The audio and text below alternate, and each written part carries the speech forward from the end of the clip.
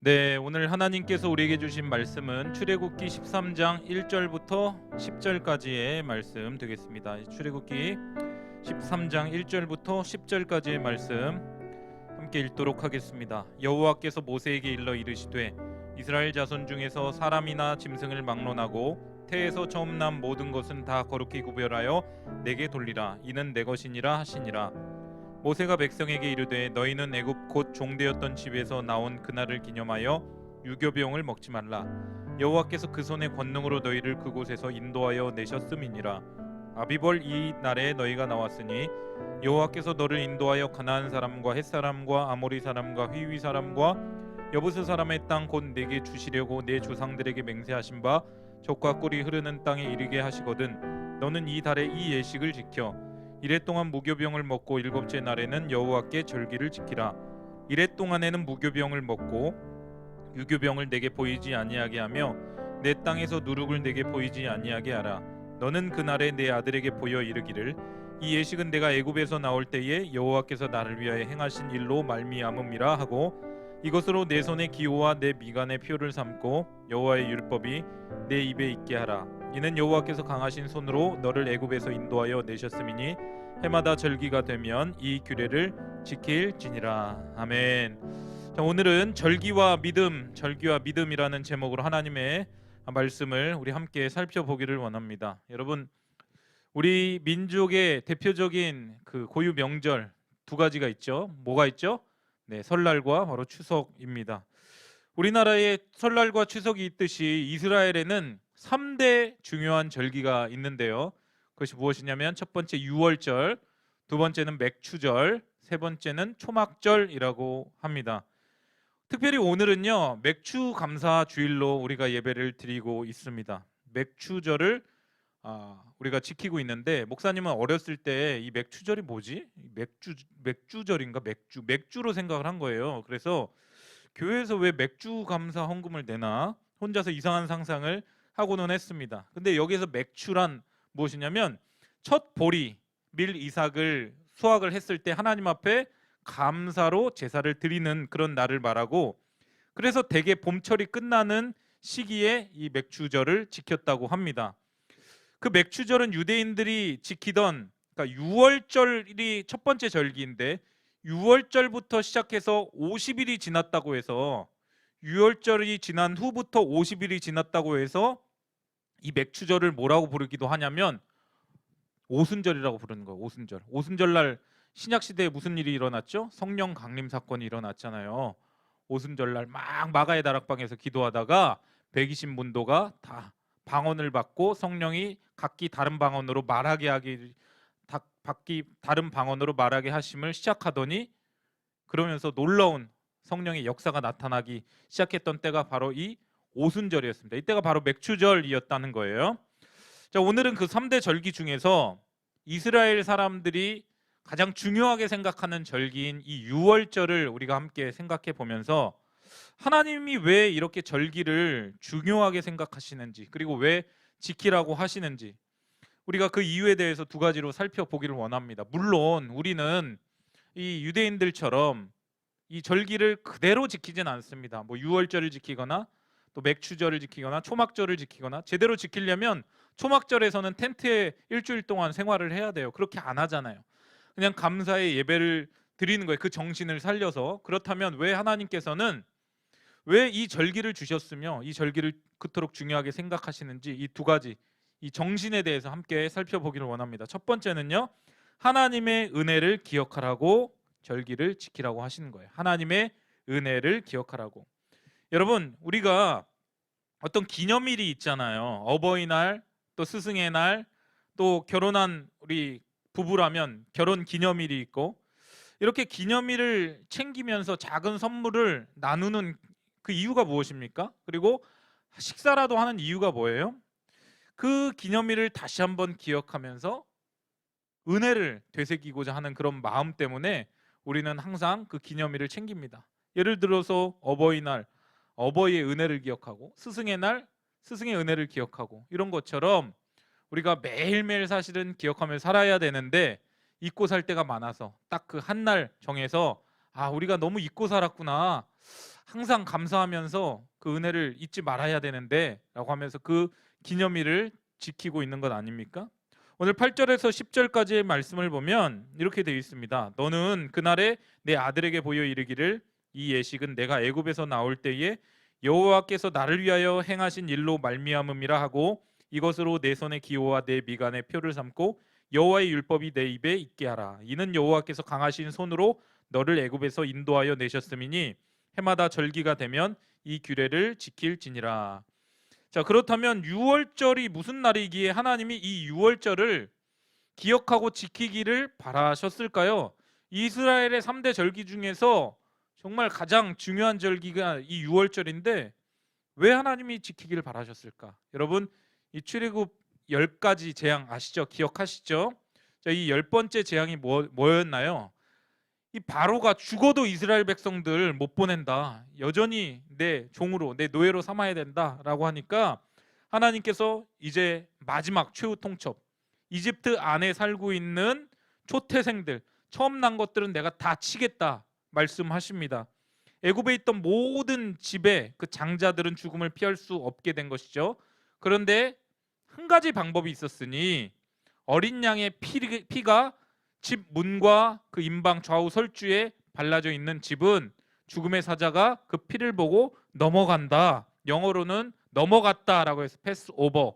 그리고 한자로는 넘을 유, 넘을 월, 건널 월 해서 넘고 건너갔다라는 뜻으로 이걸 유월이라고 하는 거예요. 우리나라 말로 유월.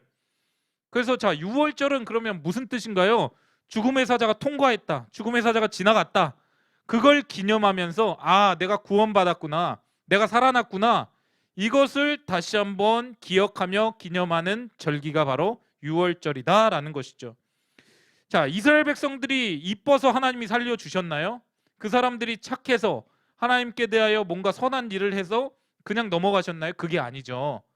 피가 발라져 있기 때문에, 어린 양의 피가 발라져 있기 때문에 그 피가 발라져 있는 집은 죽음의 사자가 그 피를 보고 그냥 그대로 넘어갔습니다. 그들 역시 죄인이기 때문에 마땅히 죽어야 하는데 어린 양의 피를 보고 은혜로 덮어주셨다는 것이죠.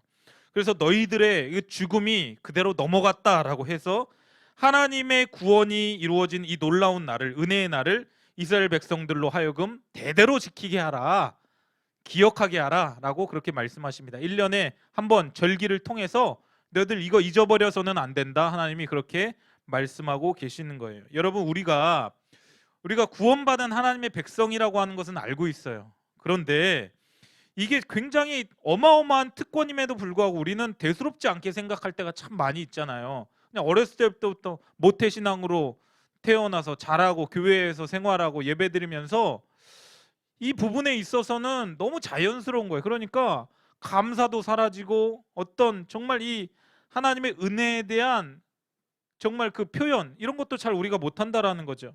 영원한 생명을 우리에게 주셨는데 이것을 우리가 너무 값싸게 가볍게 생각하는 경향이 있더라라는 것이죠. 하나님이 우리에게 구원을 베풀어 주신 그 날이 우리 삶 가운데 가장 기념비적인 날이 되어야 한다라는 것입니다. 여러분들 2단 구원파처럼 내가 구원받은 날, 예를 들어서 몇 년도 몇 월 며칠 이런 식으로 기억하라는 게 아니에요. 구원파는 당신이 생일을 기억하면서, 육체적인 생일은 기억하면서 어떻게 영적으로 거듭난 그 구원받은 날을 기억하지 못할 수 있나요? 라고 하면서만 몰아붙인단 말이에요. 구원파처럼 내가 몇 년도 몇 월 며칠 이런 식으로 기억하라는 것이 아니라 우리는 구원받은 자라고 하는 것을 알아요. 그걸 확신한다면 날마다 우리의 구원을 감사하며 기뻐하며 구원받은 자다운 삶을 살아내야 한다. 우리의 일상 가운데서 구원받은 자로서의 삶을 살아내야 된다. 그걸 놓치니까 하나님께서 이 절기를 통해서 리마인드 시켜주는 건 아닌가요? 여러분, 죄와 사탄의 노예였던, 죽으면 영원히 심판받고 지옥 형벌로 빠질 수밖에 없던 우리를 우리의 잘남, 우리의 지혜, 우리의 노력으로 하나님이 구원해 주신 것이 아니라 그저 우리는 예수님이 흘리신 보배로운 피로 말미암아 그 피공로로 피가 발라져 있기 때문에 우리는 구원을 받은 거예요. 그 예수님 품 안에 있을 때 내가 지금 이게 육체적으로 봤을 때는 똑같아 보이지만 영적으로 봤을 때는 하나님의 자녀라고 하는 것은 우리에게 예수님의 피가 발라져 있는 거예요. 예수님의 피 냄새가 나는 것이죠. 그 예수님 때문에 우리가 구원받은 거예요. 그래서 우리는 우리가 받은 구원을 내가 어떻기 때문에 라고 하면서 자랑할 수가 없다라는 것이죠. 우리는 은혜 입은 자예요. 빚진 자라는 것입니다. 그래서 이 6월절 이 날에는 너희들이 어떻게 구원을 받았는지, 너희가 어떤 자리에서부터 구원을 받았는지를 다시 한번 기억하기를 바란다. 하나님이 그토록 강조하기를 원하셔서 이 6월절을 기념하라고 하신 겁니다. 기독교 작가 필립 얀시가 쓴 책에 놀라운 하나님의 은혜 중에 나오는 일화입니다. 수년 전에 영국의 비교 종교 학회가 열렸는데요. 비교 종교 학회는 무엇이냐면 고등 종교들 기독교, 이슬람교, 불교, 힌두교 또 기타 여러 우리가 알지 못한 수많은 종교들이 있는데 그 종교들을 서로 이렇게 비교하는 그런 학회가 열린 거예요. 실제로 비교 종교 학과도 있습니다. 대학교에 비교 종교 학과도 있어요. 기독교 차례가 돼서 이제 사회자가 물어봅니다. 기독교의 타 종교와 다른 독특한 유일한 특성이 무엇입니까? 그러니까 이제 한 학자가 일어나서 이야기를 해요. 하나님이 인간의 몸을 입고 성육신 하신 사건이 다른 종교와는 가장 다른 차이점입니다. 그리고 또 다른 학자는 기독교는 유일한 부활이 있습니다. 죽음 이후의 부활. 그러자 몇몇 학자들이 다른 그 종교 학자들이 일어나서 반론을 제기합니다. 신이 인간이 되었다는 것은 똑같지는 않지만 타 종교에서도 이런 어떤 이벤트가 있습니다. 부활도 이런 이벤트가 있습니다. 라고 하면서 그걸 반박을 하는 거예요. 기독교 학자들이 잠시 할 말을 잊었다고 해요. 실제로 그때 옥스퍼드 대학의 세계적인 학자 나니아 연대기를 쓴 그 C.S. 루이스 기독교 변증 학자가 이렇게 손을 들고 발표합니다. 기독교의 특징은 한마디로 표현하자면 한마디 단어로 은혜입니다. 은혜. 기독교는 은혜의 종교입니다. C.S. 루이스가 세계 어느 종교를 보아도 은혜를 가르치는 종교가 없다고 그렇게 이야기를 합니다. 불교의 고행, 수행, 힌두교의 카르마는 뭐예요? 업적과 업보를 쌓는 것. 불교와 비슷하죠. 이슬람교의 꾸란을 지키는 것. 그것도 꾸란을 지키는 것 자체가 어떤 업적과 업보를 쌓는 것이죠. 모두 인간의 노력으로 신의 호의를 입는 것을 주장한 거예요. 인간이 이만큼 노력을 하면 신이 감동을 해서 응답을 해준다. 그런데 기독교만이 인간의 전적인 타락과 전적인 무능력, 그러나 하나님의 무조건적인 은혜를 말하는 거예요. 은혜가 뭐예요? 은혜는 받을 자격이 없는 사람에게 이 하나님이 일방적으로 조건 없이 베풀어 주는 사랑이에요. 우리가 이걸 잘 모르죠. 우리는 은혜를 잘 몰라요. 그러니까 우리는 어떤 생각을 하냐면 저렇게 죄 많이 지은 사람도 하나님의 은혜를 받을 자격이 있습니까? 저런 사람도 하나님께서 살리실 수 있습니까? 천국 데려가실 수 있나요? 우리는 어떤 우리 인간의 이 생각과 인간의 사고방식에 꽉 차서 항상 그렇게 이야기를 합니다. 여러분, 은혜라고 하는 것은요, 자격이 없는 자에게 주어진 하나님의 일방적인 호의예요. 호의. 여러분, 왜 우리가 자꾸 다른 사람들을 생각하면서 그런 이제 이야기를 하냐면 나는 자격이 있다라고 생각을 하는 거예요. 내 마음속에 자격 없다고는 말은 하지만 내 안에 나는 그래도 어느 정도의 자격은 갖추고 있어라는 생각이 있기 때문에 다른 사람들을 볼 때 저 사람은 그럴 받을 만한 자격이 없어라고 말을 하는 것입니다. 여러분 자신을 한번 생각해 보세요. 우리가 은혜를 받을 만한 존재인지, 우리가 사랑받을 만한 존재인지. 여러분, 하나님께서 일방적인 사랑과 은혜로 우리를 건져주시고 우리를 살려주시고 우리를 구원해주시고 우리를 하나님의 자녀로 천국 백성으로 만들어 주셨습니다. 여러분, 이걸 우리가 잊어서는 안 됩니다. 다른 사람을 바라볼 것이 아니라 나 자신을 한번 돌아보면서 내가 하나님 앞에 나 같은 죄인 살리신 주 은혜 놀라와 매일매일 기억해야 마땅한데 이 죄성이 있잖아요. 날마다 죄성 때문에 그걸 잊고 살면서 어떻게 하면 무엇을 먹을까, 무엇을 입을까, 무엇을 마실까 이 생각만 하면서 사는 우리들, 다시 그 은혜를 되새기라고 처음 마음을 품으라고 하나님께서 1년에 한 차례 절기를 지키라라고 말씀하시는 겁니다. 하나님께 받은 은혜를 결코 여러분 잊지 않는 우리 모두가 되기를 바랍니다. 두 번째는 하나님께서 절기를 주신 이유가 무엇입니까? 특별히 6월절 절기를 지키라고 하신 이유가 무엇입니까? 두 번째는 누룩을 제거하라고, 누룩을 제거하라고입니다. 유월절이 자 유대력은 우리나라 태양력과는 다릅니다. 그러니까 좀 다르게 생각하면 돼요. 어쨌든 유대력으로 유월절은 1월 14일이에요. 1월 14일 성경에 나와 있어요. 그 유월절은 하루만 지키는 게 유월절이에요. 그리고 유월절 밤이 되는 시간부터 저녁부터 일주일 동안을 유월절과 함께 가는 그 연휴를 뭐라고 하냐면 무교절이라고 합니다. 무교절. 그러니까 유월절하고 무교절이 합쳐진 거예요. 유월절은 14일 하루고 무교절은 일주일 동안 지키는 거예요. 왜 무교절이라고 하는 것일까? 무교병을 먹는다고 해서 무교절이에요. 유월절은 무슨 뜻이라고요? 넘어갔다. 죽음의 사자가 넘어갔다. 그게 유월절이고 무교절은 이 유월절 기간 동안에 무교병을 먹는다고 해서 일주일 동안 무교병을 먹는다고 해서 무교절이라고 합니다. 하나님께서는 이 기간 동안에 유교물을 먹지 말라고 하십니다. 유교물은 뭐예요? 그러면 유교물? 자, 우리나라 한자가 조금 어려운데 누룩이 들어간 음식을 유교물이라고 합니다. 막 단 거, 막 어떤 조미료 들어간 거 이런 걸 유교물이라고 하는데 3절 말씀 한번 볼까요? 모세가 백성에게 이르되 너희는 애굽 곧 종되었던 집에서 나온 그날을 기념하여 유교병을 먹지 말라. 여호와께서 그 손의 권능으로 너희를 그곳에서 인도해 내셨음이니라. 6절도 보면 이래 동안 무교병을 먹고 일곱째 날에는 여호와께 절기를 지키라. 무교병과 유교병의 차이를 아나요? 누룩이 들어가면 유교병이고 누룩이 안 들어가면 무교병입니다. 여러분 사진 한번 보세요. 자, 여기 처음에 나온 사진이 유교병입니다. 누룩이 들어간 유교병. 자, 그리고 여러분 무교병. 자, 다음은 무교병인데 재밌게 생겼죠. 크래커처럼 생겼습니다. 크래커. 그 과자가 뭐더라? 그 있잖아요. 크래커 아무 맛 안 나는 그 크래커 있거든요. 막 참치하고 막 같이 먹는 그 갑자기 이름이 생각이 안 나는데 이 무교병은 밀가루와 물만 사용을 합니다. 밀가루하고 물만 사용해요. 그러니까 한번 생각해 보세요. 밀가루와 밀가루를 물로 딱딱하게 해서 먹으면 예쁘지도 않고 맛도 없습니다. 누룩이 들어가지 않아서 맛이 없습니다. 그럼 누룩은 뭐예요? 누룩은 이스트라고 하죠. 이스트 영어로. 그리고 효모라고 하죠. 효소를 넣으면 빵이 부풀어 오르죠. 그리고 식감이 좋고 맛도 좋아집니다. 그런데 하나님께서는 이 유월절, 이 무교절 기간 가운데 누룩을 넣지 말고 음식을 먹어라. 누룩 없는 떡을 먹어라 라고 말씀하십니다. 여러분 이걸 잘 쉽게 설명하기 위하여서 이걸 한번 여러분들이 생각해 봤으면 좋겠어요.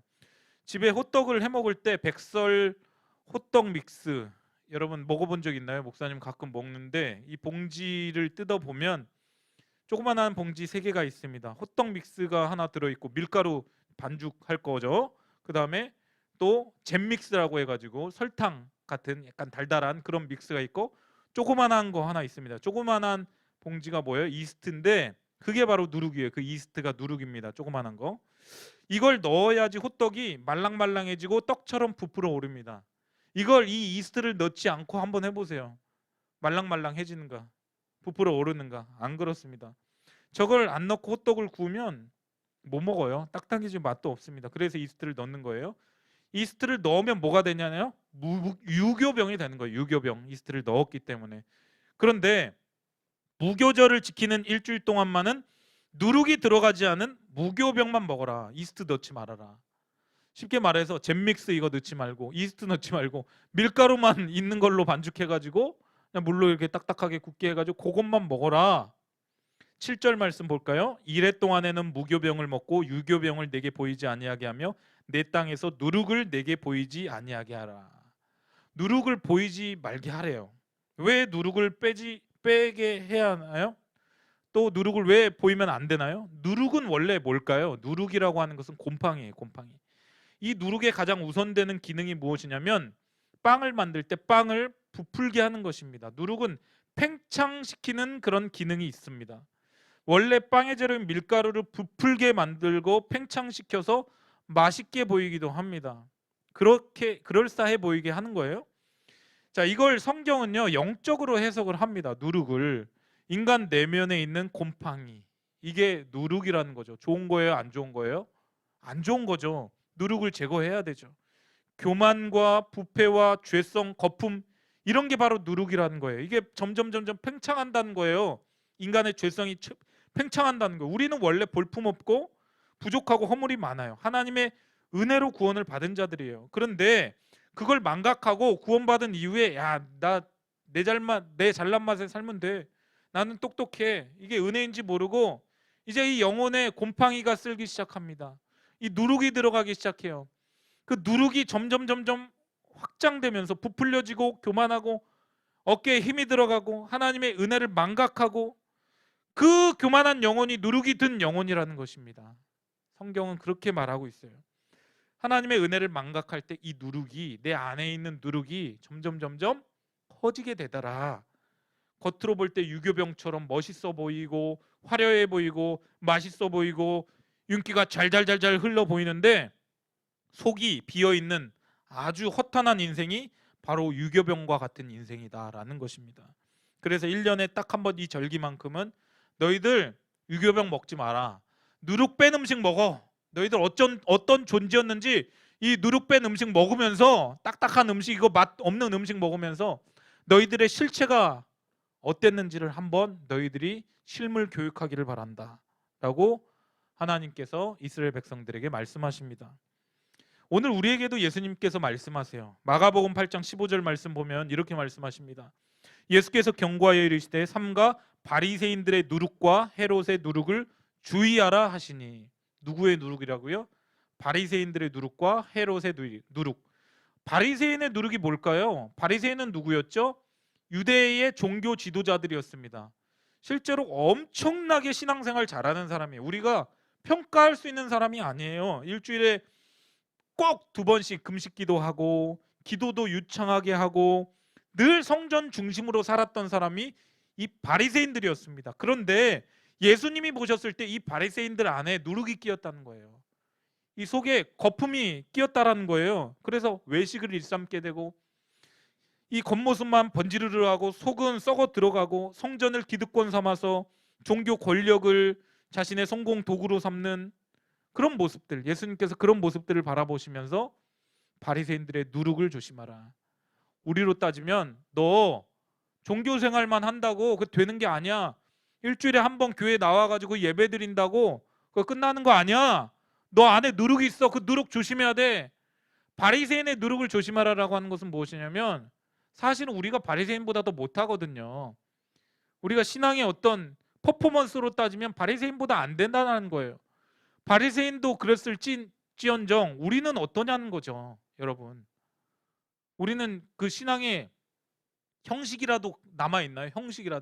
형식도 안 남아있잖아요. 우리는 바리새인들 보고 막 손가락질 하는데 적어도 그 사람들은 형식이라도 남아있다고요.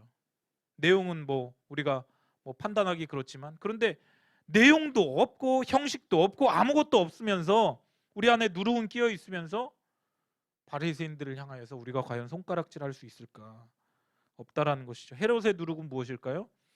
헤롯은 정치인 중에 정치인이었습니다. 헤롯은 이둠의 사람이었어요. 헤롯 대왕이 이스라엘 백성들에게 화려한 성전을 지어준 이유가 무엇이냐면 정치 때문에 그런 거예요. 정치 때문에 자신이 다스리는 이 유대인들, 자신하고 같은 민족이 아닌데 환심을 사기 위하여서 이 유대인들이 좋아하는 성전을 지어줍니다. 그리고 로마와 결탁을 해서 백성들을 이용합니다.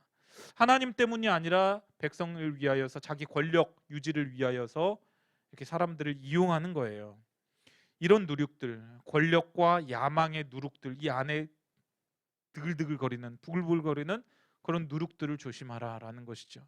여러분, 우리가 예수를 믿어도 우리가 여전히 세상의 가치관으로 차 있으면 내가 세상에서 한번 성공해 봐야지, 내가 한번 돈을 많이 벌어 봐야지, 예수님은 뒷전에 두고, 그게 다 누룩이라는 거예요. 헤롯의 누룩이라는 것입니다. 예수님께서 제자들에게 경고하셨던 그 경고를 새겨들어야 합니다. 우리 마음 가운데 누룩이 있습니다. 누룩. 다 한 사람 한 사람 가운데 누룩이 다 있어요. 난 누룩 없는데요. 그런 사람 아무도 없어요. 종교적인 누룩도 있고요. 또 이 세상 명예, 권력, 성공이라고 하는 누룩도 있고, 다 이 누룩이 있는데 하나님께서는 이 누룩을 제거하기를 원하십니다. 우리가 이 시간 기도할 때 우리의 마음을 깨끗게 해달라고, 새롭게 해달라고 기도를 해야 합니다. 내 안에 있는 누룩들이 다 제거되게 해달라고, 정말 성령의 소멸하는 불로 나의 누룩들을 다 태워주시도록 여러분들 기도하시기를 바랍니다. 사도 바울도 도전합니다. 고린도전서 5장 7절과 8절에서 이렇게 말을 하고 있어요. 너희는 누룩 없는 자인데, 우리가 누룩 없는 자라는 거예요. 새 덩어리가 되기 위하여 묵은 누룩을 내버리라. 우리의 유월절 양 곧 그리스도께서 희생되셨느니라. 이러므로 우리가 명절을 지키되 묵은 누룩으로도 말고 악하고 악의에 찬 누룩으로도 말고 누룩이 없이 오직 순전함과 진실함의 떡으로 하자. 누룩이 없이 오직 순전함과 진실함의 떡으로 하자. 여러분, 너희 원래 누룩 없는 자지 않았냐라고 사도 바울이 이야기를 합니다. 너희들 원래 누룩 없는 자였는데 왜 누룩이 들어갔니? 왜 이렇게 변질이 되었느냐? 너 다시 새 덩어리가 되어야 돼. 새 빵덩어리가 되어야 돼. 그러려면 묵은 곰팡이 누룩들 다 내버려라. 그리고 누룩이 없이 오직 순전함과 진실함의 떡이 되어야 된다. 담백한 하나님의 사람이 되어야 한다. 기름기가 너무 껴있으면 안 된다는 거예요. 여러분, 나도 모르는 사이에 우리 안에 누룩이 곳곳에 숨어 있는데 다 걷어내고 그 나를 위하여서 십자가에 달리신 그 예수님의 그 은혜를 다시 한번 기억하자는 것입니다. 우리가 외적으로는 화려하지 않을 수 있습니다. 멋있지 않을 수 있어요. 그러나 우리가 순전함과 진실함의 무교병 같은 그런 떡이 되어야 합니다. 담백한 사람이 되어야 합니다. 하나님께서 이런 자를 찾고 바라고 계신다라는 것입니다. 오늘 말씀의 결론을 맺겠습니다. 사랑하는 여러분, 우리가 이렇게 이 자리까지 나와서 서 있는 건 당연한 것이 아니죠. 내가 받은 은혜, 내가 누리고 있는 것들, 내가 받고 있는 여러 가지 혜택들, 이런 것들을 당연하게 여기는 순간 그때부터 타락하고 넘어지고 교만하는 이런 나태함이라고 하는 누룩이 내 안에 끼어들기 시작합니다. 나도 모르는 사이에 이 누룩이 자라고 팽창하여서 나의 영혼을 잠식시켜버려요. 반대로 하나님께서 나에게 주신 은혜를 날마다 기억하고 그것을 감사함으로 받을 때에 불평이 사라지고 원망도 사라지고 하나님께서 주신 모든 것들을 또 내가 처한 모든 상황들을 감사함으로 받을 수 있는 것입니다. 이게 다른 거예요, 여러분. 우리가 어떻게 지금 내가 살아가고 있는 이 시대 가운데 내가 서 있는 이 위치에서 나는 어떤 스탠스, 어떤 자세를 취하고 있나요? 여러분, 교만과 나태함이라고 하는 누룩이 끼어 있습니까? 원망과 불평이라고 하는 누룩이 끼어 있습니까? 아니면 감사라고 하는 반응이 나에게 나오고 있나요? 사랑하는 여러분, 쉽지 않은 시간을 보내고 있지만 이때까지 인도하신 것이 우리 주님의 은혜임을 기억하고 하나님께서 베풀어 주신 은혜를 우리가 당연하게 생각하지 말고 감사하게 받을 때 우리에게 주어진 시간 넉넉하게 이겨낼 줄 믿습니다. 사랑하는 여러분, 하나님의 은혜, 어린 양 보혈밖에 없는 것입니다. 다시 한번 그 예수 그리스도의 십자가를 바라보고 하나님의 은혜를 바라보는 우리 고등부 모든 친구들이 될 수 있기를 주님의 이름으로 간절히 축원드립니다. 아멘. 목사님이 기도하고 마치도록 하겠습니다. 좋으신 하나님 아버지, 오늘 맥주절을 보내면서 하나님의 은혜, 유월절을 기념하라 라고 말씀하신 하나님의 은혜를 다시 한번 되새겨보게 하여 주심을 감사합니다. 하나님, 우리는 받을 만한 자격이 없는 자들임에도 불구하고 하나님의 주권적인 은혜와 사랑으로 우리를 하나님의 백성, 하나님의 자녀 삼아 주셨습니다. 이것을 당연하게 여기지 않게 하시고 날마다 베푸신 하나님의 은혜와 그 예수 그리스도의 십자가의 사랑에 감사함으로 반응할 수 있는 우리들 되게 하여 주시옵소서. 우리 안에 있는 누룩, 끼어 있는 곰팡이 다 제거해 버리게 하여 주시고 순전함과 진실함의 빵이 되게 하여 주시옵소서. 담백한 하나님의 사람이 되게 하여 주시옵소서.